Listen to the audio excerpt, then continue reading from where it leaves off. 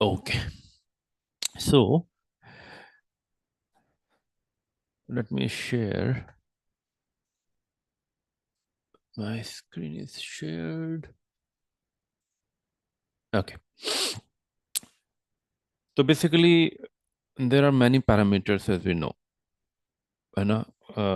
Fundamental और financials के बहुत सारे पैरामीटर्स हैं. अगर हम लोग फॉर एग्जांपल इसमें जाते हैं स्क्रीनर डॉट इन में, जहाँ पर आपको ये सारे पैरामीटर्स दिखते हैं, तो अब क्वेश्चन ये आता है कि if you are looking for each and everything, then it becomes very complex and there is no clarity uh, because at the end it is like you are using multiple indicators at the same time, है ना?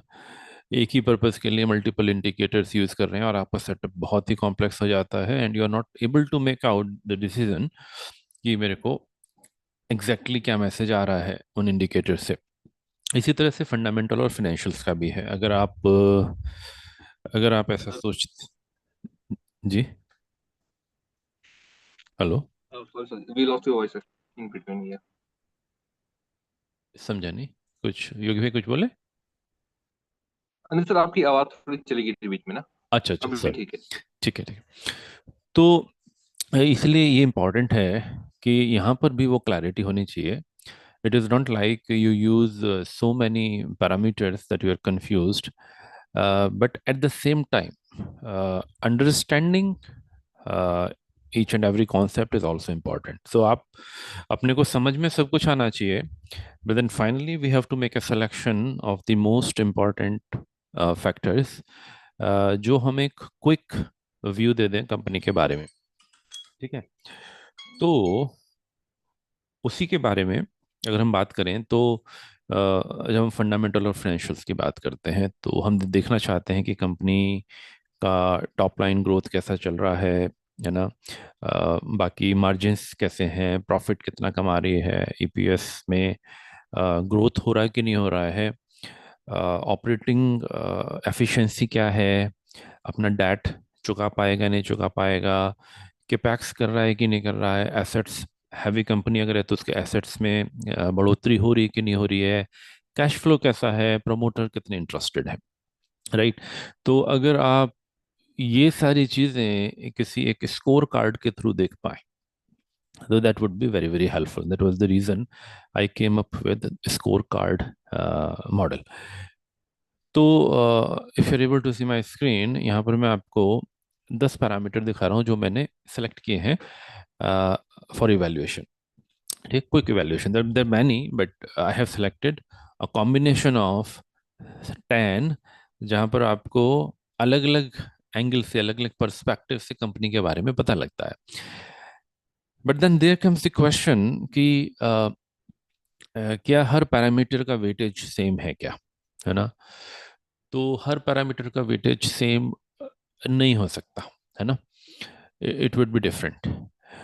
तो for example हमने पिछली बार बात की थी sales की और कैश फ्लो की. तो हमने बात शायद अभी, हाँ, कैश फ्लो हमने शुरू किया था. तो सेल्स ग्रोथ कैसी जा रही है किसी कंपनी की और कैश फ्लो कितना है, operating cash flow for example, या फ्री कैश कैश फ्लो, तो क्या दोनों का वेटेज सेम होना ठीक है? What would be your answer? Yogi भाई आप तो थे शायद, है ना? तो weightage has to be different if you agree with me, right? तो हमने डिस्कस किया था कि cash flow is the real thing. तो कैश फ्लो का डेफिनेटली मैं ज़्यादा वेटेज दूंगा, राइट? समीर भाई, गुड मॉर्निंग. गुड मॉर्निंग एन भाई. अच्छा, अरे वाह. चलिए, let me continue then will talk. So Samir bhai, just to update you, I have come up with a matrix where we have only 10 parameters. It is same like uh, your indicators in technical.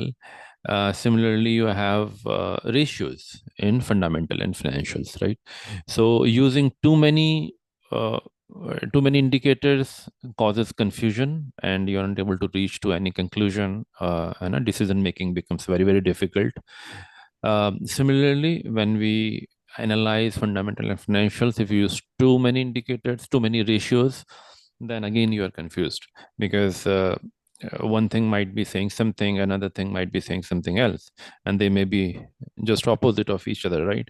So we have to come up actually with a matrix which is not complicated, which is easy to access, overall uh, overall strength of a company from different perspective, जहाँ पर आपको quickly comparison हो जाए. It could be amongst the peers, it could be in the industry, right? So I have come up with these 10, right?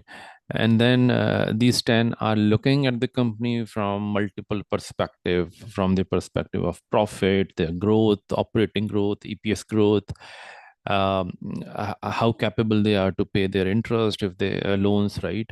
Are they putting money in the expansion, right? What is the cash flow, how confident promoters are. So ये multiple perspective लेते हुए, different perspective लेते हुए 10 parameters मैंने लिए हैं. And then last thing, when you joined I was talking about, क्या हर पैरामीटर का वेटेज सेम होगा? Answer is no. हर पैरामीटर का वेटेज अलग होगा. It is important, but some of the parameter would have more weightage, right? Now if your question is how did I come up with the weightage here, if you see my screen, column C, there is a weightage: sales growth 16, EBIT growth 11, net profit 7, 7, 9. So this total comes up to 100. Okay. So what is the maximum score a company can have in your scorecard is 100, right? So 100 का score card, maximum 100 points, 100 out of 100 हो सकते हैं, ऐसा मान के चलते हैं. तो अगर किसी कंपनी का, फॉर एग्जांपल, अगर किसी कंपनी का सेल्स ग्रोथ 3 इयर्स का सेल्स ग्रोथ या 5 इयर्स का, राइट, दोनों में से कोई भी एक हो सकता है. कोई कंपनी 5 साल पुरानी ना भी हो, 3 साल पुरानी ही हो, या कुछ कंपनी करेक्शन में गई हो, लेकिन 5 इयर्स का जो उसका टॉप लाइन ग्रोथ है वो मोर देन 15% क्यूमुलेटिव रहा हो, है ना? So it's a CAGR, right? CAGR is something like, जैसे अगर हम बोलते हैं ना, 3 इयर्स का CAGR 15% है, इसका मतलब होता है कि ऑन एन एवरेज आपने 100 के ऊपर 15 कमाया, या फिर 115 हुआ, फिर 115 के ऊपर फिर 15 कमाया, फिर जो हुआ फिर उसके ऊपर फिर 15 कमाया, फिर इतना हुआ. तो इट इज नॉट लाइक, ठीक है, it is like an average, है ना? और कंपाउंडिंग है, क्यूमुलेटिव है, कंपाउंडिंग है, क्यूमुलेटिव है. तो उस तरह से CAGR निकलता है. तो अगर किसी कंपनी का सेल्स ग्रोथ 12 to 15% की रेंज में आ रहा है और मोर देन दैट है, तो फिर इसका मतलब उसके अंदर टॉप लाइन ग्रोथ काफी स्ट्रांग है. तो इसी तरह से आप बाकी चीजें देख सकते हैं. तो let me touch base before we jump into screener, है ना? We will implement this in a screener today. Sales growth, a strong top line growth, ideally consistent, weightage is high, which is second highest here, 16. EBIT, which is your earning, basically earning, deducting your you know, taxes and depreciations, वो सब हटा देते हैं. तो उसके बाद अगर जो आपके पास बचता है, which is a high margin things, a strong power and pricing efficiency बताता है. So this is 11, this third highest. Net profit should grow in line with sales. ना अब आपको ये देखना है कि अगर आपको कहीं ऐसा दिखता है कि सेल्स तो नहीं बढ़ रही है लेकिन प्रॉफिट बढ़ रहा है, or do you think there could be some catch there? Yes, I है ना? think they're controlling their cost, they're hmm. reducing their cost or operating cost, तो हम्म. margin बढ़ा रहे हैं, हम्म. और they're generating income from other sources. Yes, right, generating income from other sources could be one of the reasons. So अगर आपका profit sales के साथ नहीं बढ़ रहा है तो पैसा आ कहाँ से रहा है? है ना? जब सेल ही नहीं हो रही तो कहाँ से आ गया पैसा तुम्हारे पास? प्रॉफिट कहाँ से कमा लिया आपने? Oh, there is a question. So you need to go into detail if you're really, really interested. Otherwise, just discard such cases. Okay. And why we are looking at 3 to 5 years ka span? Because we are looking for long-term stocks, right? So there are market corrections. Sometimes they remain there for 1 year. Sometimes uh, valuation is very very high for a particular stock, जैसे railways का हो गया, defence का हो गया, and then there comes a time when market is doing good but in that particular sector there is a huge correction. Profit booking normal है, होता ही है. एक चीज मैं बहुत क्लैरिफाई करना चाहता हूँ, वो ये है कि here what we are learning is we are just getting understanding of what is what, है ना. कौन सी चीज़ क्या है, कैसे काम करती है, उसके बारे में हम लोग नॉलेज ले रहे हैं. But when it comes to implementation, then it is very very very very important कि आप अपना रिस्क कैसे मैनेज करते हैं. अब risk management is to the individual. तो ये आपके ऊपर है, आप कैसे मैनेज करते हैं, आप कहाँ घुसते हैं, कहाँ नहीं घुसते हैं. Because if I take an example, if sentiments are negative, if sentiments are negative in the market, nothing will work. आपका कोई लॉजिक काम नहीं करेगा, आपकी कोई एल्गोरिदम नहीं काम करेगी, कुछ भी नहीं काम करेगा. तो जब भी आप कोई लॉजिक बनाते हैं या कोई भी कुछ भी अपना एक way of doing the business बनाते हैं, तो मार्केट कंडीशंस क्या हैं इस पे ध्यान रखना बहुत ज़रूरी है. For example, your company is very good fundamentally, financially there growing, 3 to 5 years का डेटा आप देख रहे हैं, बहुत अच्छा कर रहा है, कर रहा है, कर रहा है, कर रहा है, और वो करते करते करते करते वैल्यूएशन बहुत हाई हो गया. नाउ वहाँ पर HNIs आ जाएंगे या कोई भी आ जाएगा and they will bring down everything. ठीक है, प्राइस को बहुत नीचे लेके आ जाएंगे, 1 साल तक 2 साल तक नीचे लाए रखें. कंपनी अच्छा कर रही है, सब कुछ है उसके पास, बट उनके टारगेट्स क्या हैं? 10 साल के टारगेट्स हैं, 5 साल के टारगेट्स हैं, कि 10 साल में हम ये करेंगे, 5 साल में हम ये करेंगे, बट वी आर एक्सपेक्टिंग कि 1 साल में हो जाए. तो वो मैच ही नहीं कर रहा है ना. तो बेसिकली फिर आपको आपको अपनी स्ट्रेटेजी उस हिसाब से बनानी पड़ेगी. या तो आपका स्टाइल क्या है? May be your style could be कि a strong fundamental financial fin company, when it shows a decent correction and market has also corrected, that adds to it, and now market has started recovering, and you also see that that company is also recovering in line with the index. So that would be a very good case when you buy it, rather than buying on the high and high. सो सबके देखिए, आप high पे कुछ भी खरीदते हैं, चाहे वो आपका फंडामेंटली कितना भी स्ट्रांग स्टॉक क्यों ना हो, फाइनेंशियली कितना भी स्ट्रांग स्टॉक क्यों ना हो, अगर उसको आप हाई हाई हाई हाई जा रहा है, तो माइंड सेट क्या है उसके पीछे? उसके पीछे का माइंड सेट एक्चुअली ट्रेडिंग का हो गया. क्यों हो गया? क्योंकि आप मोमेंटम देख रहे हैं. आप खुद देखो ना, आप किसी चीज को देख रहे हैं कि यार ये स्टॉक बहुत तेजी से ऊपर ऊपर ऊपर ऊपर जा रहा है, and then you check for fundamental and financials, you find it very very strong. ठीक है, तो आपको लगता है तो बहुत बहुत स्ट्रांग है और ऊपर ऊपर ऊपर जा रहा है, इसको खरीद लेते हैं. एक्चुअली आपने उसको इन्वेस्टमेंट परस्पेक्टिव से देखा ही नहीं. Do you find it wrong if I look at some stock like this? Any inputs, Yogi भाई, विनय भाई?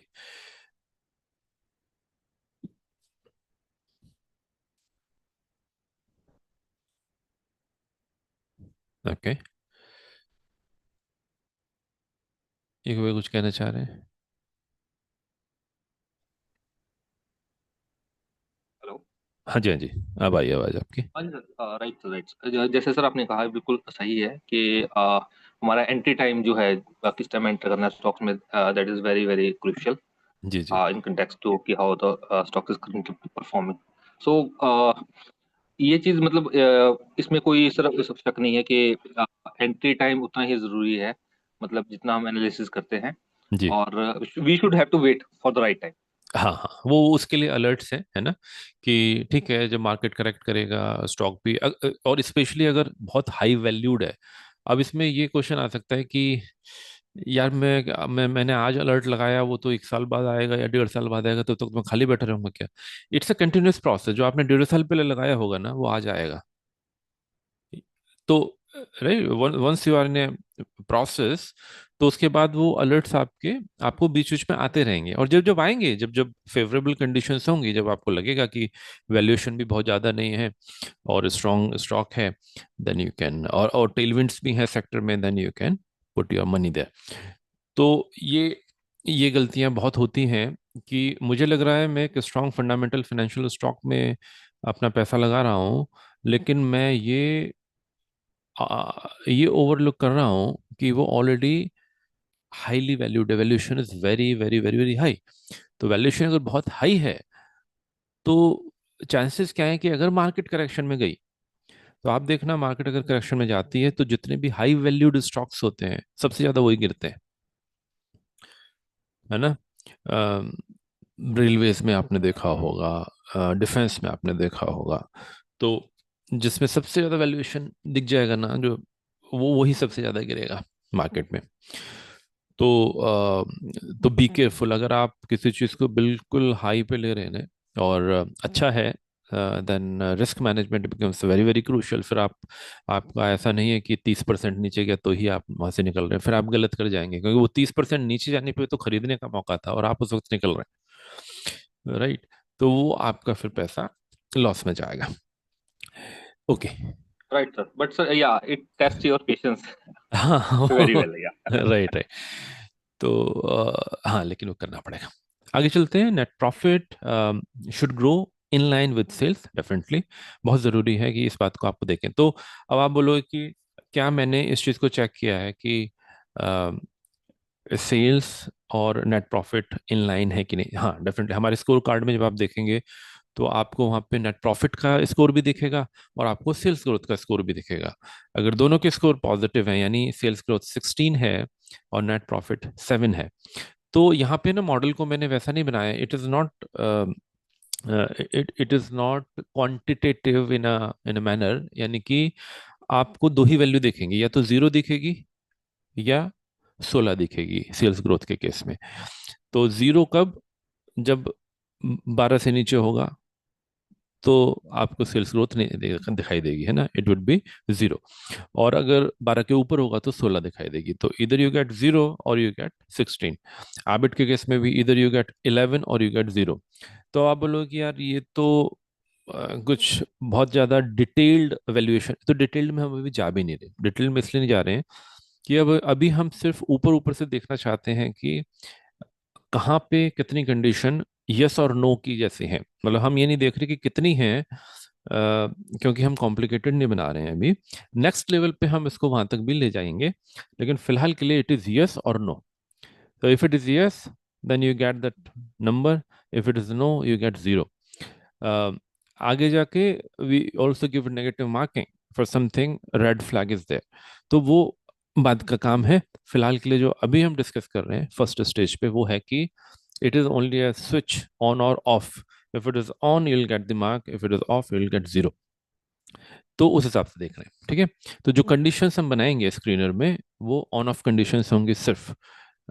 उसके अंदर रेंजेस नहीं होंगी। जैसे आप कहें कि अगर जैसे मैंने बोला कि सेल्स ग्रोथ अगर 12% के ऊपर है तो मैं 16 नंबर दूंगा। व्हाट इफ 6% है? तो 6% में भी तो थोड़ा बहुत नंबर मिलना चाहिए, 8 ही दे दो। तो उस तरह का भी हम नहीं दे रहे हैं, लेकिन क्योंकि सेल्स ग्रोथ तो है ना, और सपोज 12 नहीं है 11 है तो मैं तो 0 दे रहा हूँ, लेकिन 11 में तो मुझे कम से कम 14 मिलना चाहिए, ठीक है। तो उधर हम नहीं जा रहे हैं, क्योंकि अभी मैं आपको एक तरीका बता रहा हूँ, then we can modify it accordingly, that would be complex than this. अच्छा तो EPS growth, EPS growth actually यही बताती है कि शेयर होल्डर्स ने जो पैसा लगाया हुआ कंपनी में, कंपनी उसका यूज कैसे कर रही है ना। तो कंपनी मेरे पैसे को कैसे यूज कर रही है वैल्यू क्रिएशन में। अर्निंग पर शेयर, एक शेयर के ऊपर कितना अर्निंग, है ना। तो एक शेयर के ऊपर कितना अर्निंग वो लोग कमा रहे। तो बेसिकली ये यही बताता है कि मैंने अगर 10 रुपए लगाए थे तो वो 10 रुपए आज 16 रुपए बन गए, ठीक है। Operating profit margin, it comes from operations, ठीक है। तो सर्विसेज के लिए 20% के ऊपर होना चाहिए, it's a healthy sign. 15% product के लिए। तो स्टेबल या improving is more important than just high. Now this is हमारा हमारा फ्लैग हमें बता देगा कि OPM is greater than 15%, but then we need to go into detail. अगर हम मान लीजिए 5-6 कंपनी चूज करते हैं, तो उसमें फिर डिटेल में जाके हमें देखना पड़ेगा कि क्या ये स्टेबल है या इम्प्रूव भी कर रहा है। तो एक कंपनी है जिसका स्टेबल है, 14%, 15%, 16% ऐसे चल रहा है साल साल में। लेकिन एक कंपनी है जिसका ऑपरेटिंग प्रॉफिट मार्जिन इम्प्रूव भी कर रहा है। तो मेरा जो वो होगा focus more on the improvement होगा। तो जो कंपनी अपना प्रॉफिट मार्जिन इम्प्रूव कर रही है, I will find that more stronger then जिसका स्टेबल है। और जिसका है ही नहीं, फिर वो तो आउट ऑफ द कॉन्टेक्स्ट हो जाता है। Interest coverage ratio, interest coverage ratio हम लोग we don't use DE ratio. DE ratio इसलिए यूज नहीं करते हैं क्योंकि डीई रेशियो मिसलीडिंग हो सकता है बहुत सारे केसेस में, क्योंकि it is a practice right कि आपको डेट तो लेना ही होता है। And then if we look into banks, finance companies, तो उनमें क्या है ना, उनका तो काम ही इसका है। तो उसमें जाके देखोगे तो वो तो लोन देते हैं, है ना। वो लोन लेते नहीं, वो लोन देते हैं। तो वो लोन उसने आपको लोन दिया, 1 करोड़ का लोन दिया मेरे को, तो अब उसका तो कम हो गया ना मामला। अब उसको लग रहा है कि मेरा पैसा कम हो रहा है। तो ऐसा नहीं है, उसका लोन देना उसका कमाई है, क्योंकि उसके ऊपर वो इंटरेस्ट कमाएगा। तो उस केस में बिल्कुल उल्टा हो जाता है। इसलिए DE ratio is not the right way to assess companies capability to pay back the debt if it is required, how how how strong they are, how capable they are, right? तो क्या वो अपने date को बहुत easily चुका सकते हैं कि नहीं चुका सकते हैं, वो इंटरेस्ट कवरेज रेशियो से आता है। और इंटरेस्ट कवरेज रेशियो क्या है? It is based on the earnings. तो अगर मैंने 1 करोड़ का लोन लिया है और मैं 3 करोड़ रुपए कमा रहा हूं, तो मैं आराम से चुका दूंगा ना जो मुझे चुकाना होगा। और अगर मैंने 1 करोड़ का लोन लिया है और मेरी कमाई ही 1 करोड़ है, तो मेरे को डिफिकल्टी आएगी। तो मेरा ICR 1 हो जाएगा। ICR 3 का मतलब हो गया कि I am earning 3 times more than the debt that I have currently. So ICR should be greater than 3 times. It could be any number, but should be greater than 3। तो वो आपका इस चीज से आप सेफ हो जाते हो कि कंपनी के ऊपर डेट को लेके कोई भी नेगेटिविटी है। नेट ब्लॉक, नेट ब्लॉक में क्या है? Again net block is asset, है ना। इफ यू रिमेंबर, हमारे जो एसेट्स हैं किसी कंपनी के, मेनली जो एसेट हैवी कंपनीज होती है ना। तो क्या एसेट बढ़ रहे हैं? तो एसेट बढ़ रहे हैं अगर at a rate of more than 10%, तो मैंने क्या रेंज ना लेके मैंने मिनिमम रेंज के ऊपर इसको यस कर दिया है, राइट। तो again it should align with sales growth. तो नेट ब्लॉक भी सेल्स ग्रोथ से अलाइन होना चाहिए, हम देखेंगे। CWIP is current capital work in progress, right. Capital work in progress मतलब वो पैसा जो आपने लगाया हुआ है, इन प्रोग्रेस है, लेकिन अभी वो आपका यूजिबिलिटी में नहीं आया है। फॉर एग्जाम्पल, एक कंपनी एक नया डेटा सेंटर ओपन कर रही है, तो वो डेटा सेंटर अभी ऑपरेशनल नहीं है, लेकिन वो डेटा सेंटर अभी बन रहा है, बिल्डिंग बन रही है, इक्विपमेंट खरीदे जा रहे हैं, सामान आ रहा है, लेकिन पैसा तो खर्च हो रहा है। तो कैपिटल तो खर्च हो रही है और वो इन प्रोग्रेस है। So capital work in progress में ये वाला पैसा आ जाएगा। But is your data centre operational? No, अभी नहीं है। तो इसको कैपिटल वर्क इन प्रोग्रेस कहते हैं। बट देन अगर कैपिटल वर्क इन प्रोग्रेस कम नहीं हो रहा है, ठीक है, तो अल्टीमेटली इसको एसेट में कन्वर्ट होना चाहिए। राइट। अगर अगर मैं बिल्डिंग बना रहा हूँ एज अ कंपनी, तो जब वो बिल्डिंग बन जाएगी तो मेरा एसेट ग्रो करेगा ना। मैं अगर मशीन्स खरीद रहा हूँ, मैंने पेमेंट कर दिया है, मशीन अभी आई नहीं है, 2 महीने बाद आएगी, है ना। ऐसे भी ऑर्डर होते हैं ना कि यू पे इन एडवांस। तो इफ आई पे in advance, it is capital work in progress, because अभी मशीन को बनने में आने में 2 महीने लगेंगे, जब आएगी तो आएगी, बट अभी वो वर्क इन प्रोग्रेस है और उसमें मेरा पैसा लगा हुआ है। तो लेकिन जब वो मशीन आ जाएगी तो मेरे एसेट बढ़ेंगे। लेकिन अगर ऐसा नहीं हो रहा है, यानी एसेट बढ़ नहीं रहे और कैपिटल वर्क इन प्रोग्रेस उतना ही है या बढ़ता जा रहा है, यानी आप चीजें बनाते तो चले जा रहे हो, लेकिन उसका उसका फर्क कहीं नहीं दिखाई दे रहा। और do you think it is a good sign? आज तो योगी भाई को जवाब देना पड़ेगा सारा। विनय भाई तो पहली बार आए। हाँ sir, can you please repeat? जी जी, मैं ये कह रहा था कि जैसे CWIP का कॉन्सेप्ट क्लियर है आपका या बताऊं? वर्क इन प्रोग्रेस, नहीं नहीं सर, क्लियर है सर, हाँ जी। क्लियर है ना। तो मैं ये कह रहा हूँ कि कैपिटल वर्क इन प्रोग्रेस जो है वो बढ़ता जा रहा है, यानी कि मैं पैसा लगाता जा रहा हूँ, लगाता जा रहा हूँ, है ना। मतलब इन प्रोग्रेस पैसा मेरा बढ़ता जा रहा है, लेकिन एसेट नहीं बढ़ रहे, है ना। Right right. तो क्या ये सही है?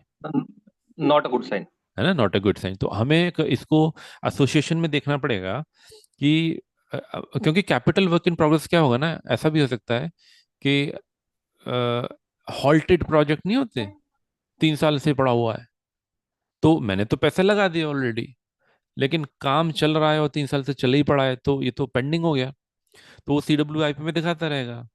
उसको मैं कैपेक्स की तरह नहीं देख सकता, क्योंकि उसका फर्क अभी एसेट में आया ही नहीं, ना तो मेरी बिल्डिंग बनी नई, ना मेरे पास कोई नई मशीन आई, कुछ भी नहीं हुआ, और CWIP वहीं पड़ा हुआ है, तो it is a negative sign. इसलिए आपका long pending CWIP red flag होता है। आइडियली आपका CWIP अगर डिक्रीजिंग है ना, and it is converting to asset, तो पहले मैंने 3 करोड़ रुपए लगाया हुआ था और मेरे पास 100 करोड़ के एसेट थे। अगले साल मेरा 1 करोड़ लगा हुआ है, यानी 2 करोड़ का CWIP निकल गया और वो 2 करोड़ एसेट में कन्वर्ट हो गए, यानी मेरा एसेट बढ़ गया अभी। तो फिर तब तब मैं कहूंगा ना कि हाँ, मैं I am doing good, right, कि मैं पैसा लगा रहा हूँ, चीजें वर्क इन प्रोग्रेस है, उसके बाद वो कंप्लीट भी हो रही हैं, और कंप्लीट होने के बाद वो एसेट में भी कन्वर्ट हो रही है। तो ये अपने को स्क्रीनर में दिख जाएगा, है ना। तो हमेशा जब आप CWIP को देखें तो एसेट के साथ एसोसिएटेड होते हुए देखें, यानी कि नेट ब्लॉक। तो एसेट ग्रो हो रहे हैं, ये किससे पता लगता है? नेट ब्लॉक से पता लगता है। तो नेट ब्लॉक बढ़ने चाहिए और CWIP रिड्यूस होना चाहिए। अगर ये दोनों आपस में नहीं चल रहे हैं तो ये प्रॉब्लम है। और अच्छा, एक चीज और, it should be less than 30% of the net block and declining, यानी कि नेट ब्लॉक यानी जितने आपके एसेट हैं, मेरे पास 100 करोड़ के एसेट हैं और 50 करोड़ का मेरा वर्क इन प्रोग्रेस है, ये हेल्दी साइन नहीं है। इट इज लाइक जितनी चादर है उतना ही पैर फैलाओ ना। तो बहुत ज्यादा पैसा आप फंसा नहीं सकते मार्केट में ना, तो it's not a proper planning. 100 crore का तो आपका है और 50 आपने लगा दिया, अभी आप एक रिस्क में चल रहे हैं, बहुत बड़े रिस्क में चल रहे हैं, और ऊपर से अगर आपने डेट ले लिया तो और ज्यादा रिस्क आपके ऊपर आ जाता है, और ICR अगर आपका 3 से नीचे होता है तो और बड़ा रिस्क आ जाता है। तो कहने का मतलब ये है कि ठीक है, आप प्रोग्रेस करो, आप एक्सपेंड करो, सब कुछ करो, बट अपना ये भी तो देख लो कि आपकी औकात क्या है। तो आपकी औकात एसेट को लेके नेट ब्लॉक बताता है।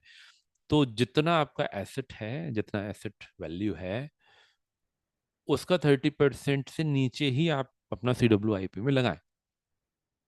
और अगर वो डिक्लाइन हो रहा है तो एक अच्छा साइन। अगर वो स्टैंड स्टिल है, उतना ही उतना ही उतना ही उतना ही, तो अच्छी बात नहीं है, यानी कुछ हॉल्ट है प्रोजेक्ट में, रुका हुआ है कुछ काम। ये अगर बढ़ रहा है तो फिर तो मतलब ये कि काम रुका हुआ भी था और आपने और लगा दिया, तो गलत हो जाएगा, you are not planning properly. थोड़ा सा कॉम्प्लेक्स लग रहा होगा, I am sorry, but if you're able to understand, then it is very very strong point. Cash flow, consistently positive cash from operations. तो जब हम कैश फ्लो देखते हैं तो अगर आप अभी तक कैश फ्लो को नेट कैश फ्लो की तरह देखते आए तो नेट कैश फ्लो की तरह नहीं देखना है। कभी कभी आपको नेट कैश फ्लो जो है नेगेटिव दिखेगा, वैसा मत देखिए, क्योंकि कैश फ्लो अभी हमने पूरा पढ़ा नहीं है, बट कैश फ्लो तीन तरीके से होता है। कैश फ्लो फ्रॉम ऑपरेशंस होता है, cash flow from financing activity होता है, और कैश फ्लो फ्रॉम इन्वेस्टमेंट होता है। तो तीन चीज़ें होती हैं कैश फ्लो। अब कैश फ्लो मतलब कैश इन और कैश आउट, तो तीनों में आना जाना लगा रहता है, पैसा आता भी है जाता भी है। तो ऑपरेशंस क्या है? ऑपरेशंस है डे टू डे एक्टिविटी। तो डेली जो मैं ऑपरेशंस, जैसे सेल चल रही है या मैं कुछ बाय कर रहा हूँ, पेमेंट दे रहा हूँ, अपने लोगों को सैलरी दे रहा हूँ, है ना। तो जो जो चीज़ें डे टू डे चलती रहती हैं वो ऑपरेशंस में आती हैं। तो अगर मुझे अपने ऑपरेशंस से पैसा मिल रहा है और वो पॉजिटिव है, इसका मतलब I am operating very very efficiently, मेरा ऑपरेशंस strong है, which is a very good sign. So when you analyze any company from the perspective of cash flow, then look primarily from the perspective of operations. Investment का अलग तरीके से देखेंगे, है ना, और फाइनेंशियल्स का अलग तरीके से देखेंगे, ठीक है। लेकिन ऑपरेशंस कितने इफेक्टिव हैं, मैनेजमेंट कितना इफेक्टिव है, ये बहुत इंपॉर्टेंट है। और वो अगर मेरा नेट प्रॉफिट से ज़्यादा है, जो मेरा operate OCF is actually operating cash flow या operation cash flow, FCF is free cash flow, कुछ भी ले सकते हैं। मैंने ऑपरेशन कैश फ्लो लिया है, या आप FCF भी ले सकते हैं। तो वो अगर नेट प्रॉफिट से ज़्यादा है, इसका मतलब मेरे पास consistently positive cash from operations आ रहा है। Real money is the real thing and it is a very good sign. But don't look at net cash flow, and if it is negative, don't make a perception that company is not doing good, because net cash flow में आपका बाकी भी आते हैं, financial activity के operation cash flow भी आते हैं और इन्वेस्टमेंट के भी आते हैं। तो अगर मैंने इन्वेस्टमेंट किया हुआ है तो वो पैसा मेरी तरफ से निकल गया, लेकिन अल्टीमेटली वो जाके एसेट में या कैसे भी कन्वर्ट होगा तो मेरे को फायदा होगा। But right now it may be negative because I am investing somewhere. तो डोंट लुक एट नेट, है ना, आपको पूरा देखना पड़ेगा, और primary being the operation cash flow. Then last one is promoter holding. Promoter holding में भी क्या है ना, अभी मैंने यहाँ लिखा है greater than 60%। If it is greater then 60% you get 9, if it is less than you get 0. What if it is more than 90%? Any idea?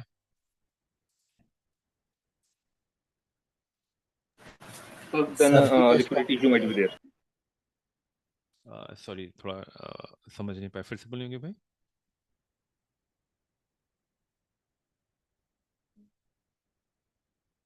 अच्छा, लिक्विडिटी इश्यूज होंगे वहां पर, है ना, क्योंकि जो प्रमोटर है मैक्सिमम उसके पास है, वो जैसा चाहेगा चलाएगा, आपको लंबा फंसा भी सकता है वो।